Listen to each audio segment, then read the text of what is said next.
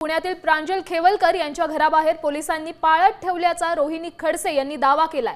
एकनाथ खडसे यांची पत्रकार परिषद सुरू असताना पोलीस कर्मचारी बाहेरच होते। यावर रोहिणी खडसे यांनी सकाळपासूनच आमच्यावर पाळत ठेवली जात असल्याचा देखील आरोप केलाय।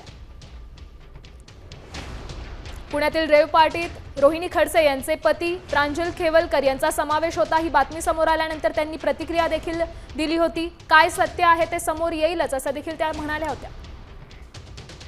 गोष्ट अशी आहे की आमच्या माझ्या जावयाने मला सांगितलं की माझ्यावर पाळत ठेवण्यात आली। ज्या ज्या ठिकाणी मी जायचो त्या ठिकाणी पाळत ठेवण्यात आली। त्यांनी ज्या ठिकाणी गेले 2-3 ठिकाणी एक प्लेन याच्यामधले म्हणजे सिव्हिल ड्रेसमधले पोलीस त्यांची पाळत ठेवत होते आणि त्याचे व्हिडिओ आहे। मी त्यांनी असं सांगितलं नाही, त्यांचे व्हिज्युअल्स आहे, व्हिडिओ आपल्याकडे आहे असं त्यांनी मला सांगितलं। ते आल्यानंतर ते बोलतील त्याच्यावर। मग या पोलिसांना पाळत ठेवण्याचं काय कारण आहे?